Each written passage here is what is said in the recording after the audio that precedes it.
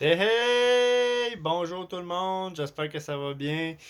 Moi ça va très bien. Je vais commencer la vidéo en faisant Yes, yes, yes, yes, yes, yes, yes, yes, let's go Highlanders! Pourquoi? Parce que les Highlanders ont gagné la série contre les Capitals avec une victoire très très très surprenante hier de 4-0. Un match totalement fou. Un match où j'ai réalisé là, très rapidement que les Capitals étaient arrivés dans ce match-là avec la tête en bas, en sachant très bien qu'ils ne passeraient pas cette série-là. Les Capitals étant désespérés de la situation, ils ont fait venir Niklas Backstrom qui, je crois, n'était pas à 100% de sa forme. Et ça a extrêmement apparu sur la patinoire.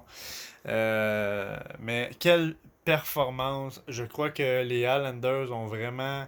Le mot a passé dans le vestiaire qu'il n'y a pas un autre match. Il n'y aurait pas de match numéro 6. Ça se termine maintenant. Et c'est ce qui a été fait. Et Anthony Beauvillier a très très très bien compris le message et c'est lui qui a marqué les deux buts très spectaculaires dans ce match-là. Premier et deuxième but de Anthony Beauvillier. Ça a été des buts très très très très impressionnants.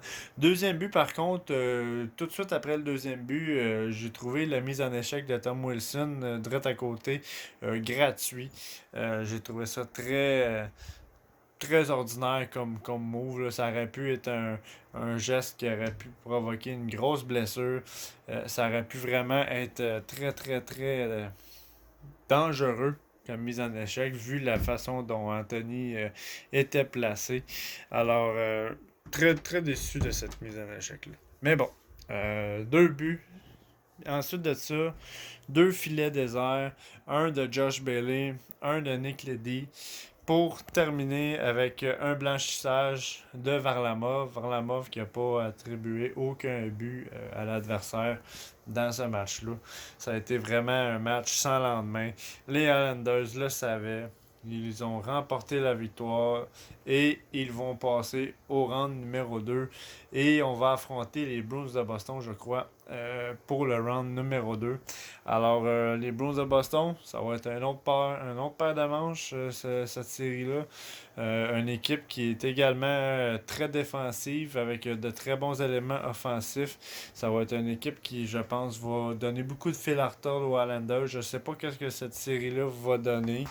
Les Islanders n'ont pas toujours eu un bon succès face aux Bruins de Boston, mais je pense que ça va être assez intéressant comme série. Je considère le style des Islanders un petit peu similaire à celui de Boston.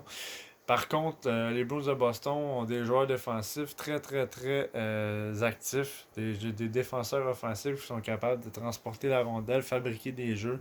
Les Highlanders ont ça aussi, mais le petit déficit des Highlanders, c'est l'offensive. Et c'est toujours les mêmes deux trois joueurs qui font des points marquants pour l'équipe. Tandis que du côté des Bruins, c'est très varié. Beaucoup de buts de plusieurs joueurs. Ça va être très intéressant cette rencontre-là. Je pense que les Bruins de Boston vont rencontrer un adversaire quand même assez solide. Et j'ai hâte de voir la suite. J'ai vraiment hâte de faire l'analyse des matchs pour les séries du round numéro 2.